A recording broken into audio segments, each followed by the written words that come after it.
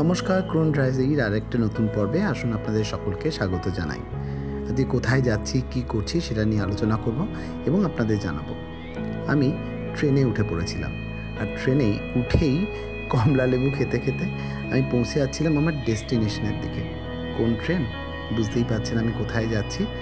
Train তো দেখিয়ে দিলাম। ট্রেন একদম সঠিক সময়ে 1টার সময় হাওড়া স্টেশন ছাড়লো, আর তার প্রমাণ এখন আমার ঘড়ির কাঁটায়। আস্তে আস্তে ট্রেন ছাড়লো তখন মনে হলো অনেক দিন পর, লকডাউনের পর এত লম্বা একটা জার্নিতে আমি চলেছি। লেবু খেতে খেতে, লেবুর সুন্দর রিফ্রেশিং গন্ধ পেতে নিতে নিতে আমি খেলাম আমাদের ঘর থেকে তৈরি করে আনা একটা দারুণ ডিশ, আমার ভীষণ পছন্দের, টাইম পাস বলা যেতে পারে। তারপরেই আমরা লাঞ্চ অর্ডার করেছিলাম, বিরিয়ানি নাকি ডিম ভাত বলতে পারবো না, বিরিয়ানি। চটপটা মুখ চালানোর জন্য আমার কাছে ছিল আমলকি। তারপরেই প্রাকৃতিক দৃশ্য দেখতে দেখতে এগিয়ে গেলাম আমাদের সেই সুদূর ডেস্টিনেশনের দিকে। অনেকক্ষণের জার্নি, বেশ কিছু জার্নি করতে করতে যখন সন্ধে হয়ে গেল, তখন হাতে চলে এলো মিয়ামরের এই প্যাকেটটা, যার মধ্যে অনেক কিছু ছিল। সেই খাবারগুলোকে সপাটে আবার খেয়ে ফেললাম। ট্রেনে বসে বসে ভীষণ খিদে পায় জানেন। তারপরে এই ডিনারের মধ্যে এই ডিশটা আমি নিয়েছিলাম, যেখানে আমরা ভাত নিইনি, শুধুমাত্র রুটি নিয়েছিলাম, আর তার সঙ্গে ডাল ছিল, চিকেন ছিল, একটা সবজি ছিল, স্যালাড ছিল, আচার ছিল। খুব সুন্দর, দারুণ খেতে লেগেছে। যাই হোক, ট্রেনের খাবার প্রথমবার ভালো লাগলো। এই দস্যি ছেলেগুলোকে দেখুন, এরা ট্রেনের সঙ্গে পাল্লা দিয়ে দৌড়তে শুরু করেছে। খুব ভালো লাগছিল জানেন, কেন জানি ছোটোবেলায় ফিরে গেছিলাম। তারপরে এই সকাল হতেই চিপস, চা, কফি এইসবের সঙ্গে সঙ্গে আস্তে আস্তে আমরা পৌঁছে গেলাম আমাদের ডেস্টিনেশনে।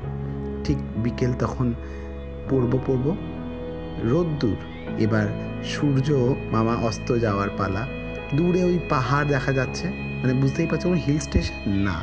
আমি পৌঁছে গেলাম হরিদ্বারে পৌঁছে গেছিলাম ঠিক বিকেল ডট, তখন বাজে 4:30 বা 4:23। আমরা নিজেদের একটা ফটো তুললাম স্টেশন থেকে, সুন্দর একটা ফটো আসছিল। হরিদ্বার স্টেশনে পৌঁছে সেখানকার প্রচুর মানুষের ভিড় আর সেরকম ঠান্ডা অনুভবটা আমরা নিচ্ছিলাম। ঘুরতে ঘুরতেই শিবের মূর্তি দেখলাম, কিন্তু তারপরেই যে মূর্তিটা দেখলাম সেটা অসাধারণ। চলে গেলাম সেটার দিকে।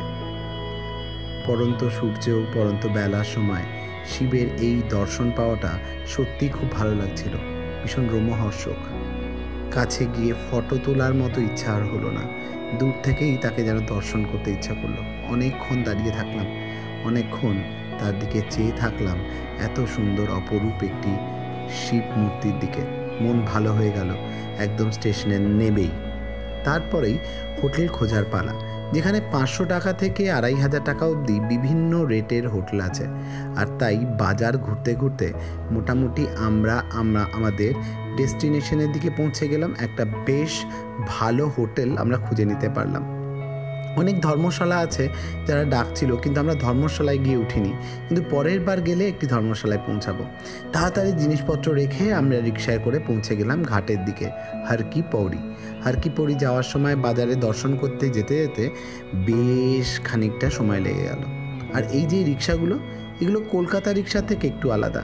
দেখুন, এর পিছন দিকেও বসা যায়, পিছন দিকেও দুজন বসেন এবং পিছন দিকে ওই হ্যান্ডেলটি ধরে তারা দাঁড়িয়ে থাকেন।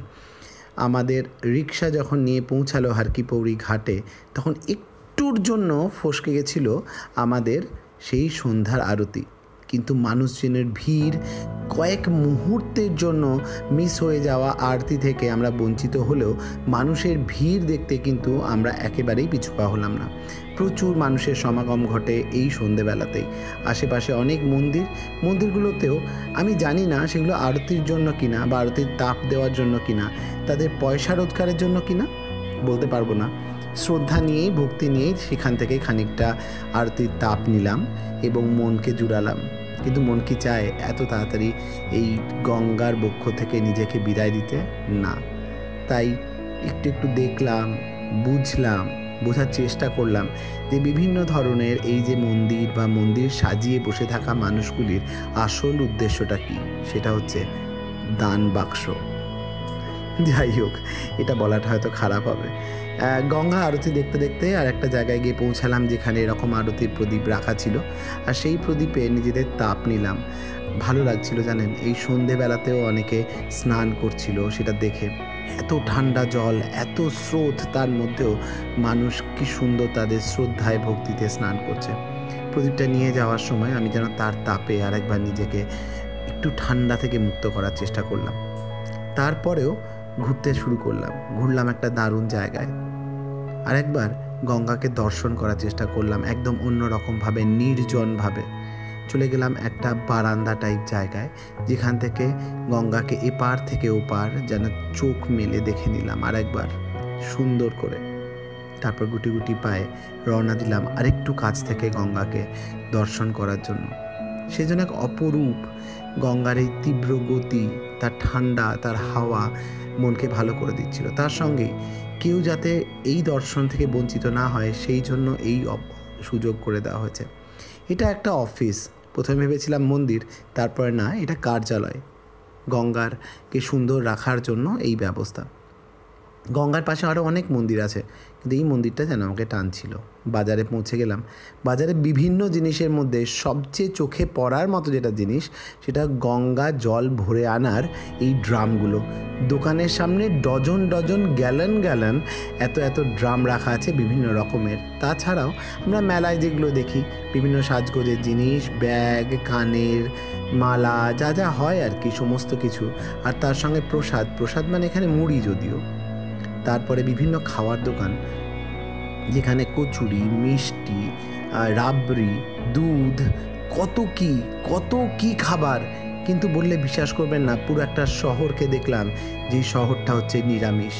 শহরের মধ্যে কোথাও বিড়ি গুটকার দোকানও নেই, শুধুমাত্র জামা কাপড়, উলেন জামা কাপড়, গরম জামা কাপড় আর খাবার দোকান।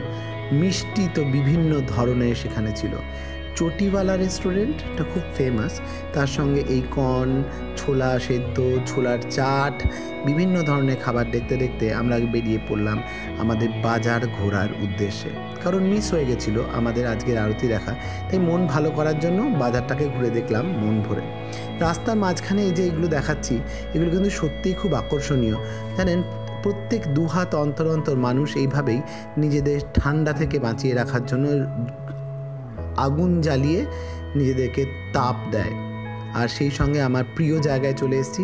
আমার এই বাদাম চাট বলুন, বা আমি জানি না এটাকে আপনারা কি বলেন, এটা গুড় বাদাম বলেই আমি ডাকি নর্মালি। পরের দিন সকালবেলা উঠে আবার আমি পৌঁছে গেছিলাম দর্শনে, গঙ্গা মায়ের দর্শনে।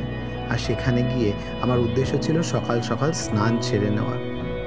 আশেপাশে ঠান্ডাকে উপেক্ষা করে যখন মনে সাহস জুগিয়ে জলে পা ফেললাম, বিশ্বাস করুন যেন সারা শরীরে কারেন্ট চলে গেল, একটা বিদ্যুৎ যেন বয়ে গেল।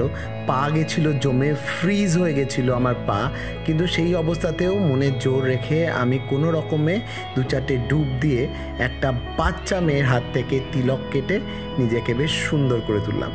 তারপরেই চলে এলাম একটা অদ্ভুত জিনিস দেখলাম, যেখানে এই ময়লা থেকে পয়সা বেছে নেওয়ার কাজ করেন এই মানুষগুলো। খেতে চলে এলাম দাদা বৌদির হোটেলে, যেখানে ভাত, পাঁচমিশালি তরকারি, বেগুনি, ফুলকপি আলু তরকারি, ডাল, দোকার ডালনা, আর খেলাম চাটনি পাঁপড়ের সঙ্গে পোস্তর বড়া। বিকেল 5টা 15 একদম দেরি না করে পৌঁছে গেছিলাম আবার আরতি দর্শনের জন্য পরের দিন বিকেলে। সুন্দর মন ভরে দেখলাম আরতি। বিকেল থেকে সন্ধে অবধি বিভিন্ন মন্ত্র উচ্চারণের মাধ্যমে পবিত্র গঙ্গাকে আরতি করে নেওয়া চলল বেশ খানিকক্ষণ। আর সেটা উপভোগ করলাম তাড়িয়ে তাড়িয়ে। গঙ্গায় শুধুমাত্র আরতি নয়, লিটার লিটার, গ্যালন গ্যালন দুধ দেওয়া হয় গঙ্গা মাকে পবিত্র করে তোলার জন্য। অনেকক্ষণের এই আরতি দেখার পরে মনটা ভালো হয়ে গেল। এগিয়ে গেলাম, আরও দেখলাম, শুধুই দেখলাম, মন ভরে দেখলাম এই আরতি। অপূর্ব, প্রচুর মানুষ, লক্ষ লক্ষ মানুষের সমাগম হয়েছিল এই সময়। নিজের মনের ইচ্ছাকে ভালো করে প্রকাশ করার জন্য মা গঙ্গার বুকে প্রদীপ ভাসিয়ে দিলাম। কোনো পুরোহিতের দরকার পড়ে না, বিশ্বাস করুন। মন থেকে আপনার ইচ্ছা বলবেন আর মনের মতন করে প্রদীপটাকে জাস্ট ভাসিয়ে দেবেন এই জলে। দেখবেন প্রদীপ আপনার ইচ্ছেকে মায়ের মতো করে বুকে নিয়ে ভেসে চলে যাবে আপনার চোখের সামনে দিয়ে। এই যেন এক অপূর্ব অনুভূতি। খুব ভালো লাগলো আজকের এই সন্ধ্যাটা, সুন্দর কাটালাম আমার আজকের এই সময়টুকু। প্রত্যেকটা মুহূর্ত ভীষণ ভালো লেগেছিল, প্রত্যেকটা মুহূর্তকে উপভোগ করেছিলাম। তারপরেই আবার বেরিয়ে এলাম এই একটা জায়গার ব্যাপারে আপনাদের পরিচিতি ঘটাই। হরিদ্বারের এই জায়গাটিতে আপনি আপনার মতন করে মানুষজনকে খাওয়াতে পারেন, গরিব দুঃখীদের মুখে অন্ন তুলে দিতে পারেন। এই জন্য এই পুরো গলিটা শুধুমাত্র সেই সমস্ত অভুক্ত মানুষদের ভিড়, যারা আপনাদের আমাদের অপেক্ষায় থাকে। সন্ধ্যে থেকে সারা দিন প্রত্যেক সময় আপনি যখন ইচ্ছা এসে তাদের মুখে আহার তুলে দিতে পারেন। এভাবেই ধীরে ধীরে আমার হরিদ্বার দর্শন শেষ করে মা গঙ্গাকে প্রণাম জানিয়ে, দূরে ওই মহাদেবকেও প্রণাম জানিয়ে আমার হরিদ্বার দর্শন শেষ হলো। আমি এগিয়ে গেলাম আমার পরবর্তী ডেস্টিনেশনের দিকে। ব্লগটা ভালো লাগলে লাইক, শেয়ার, সাবস্ক্রাইব করবেন। ধন্যবাদ। Thank you so much.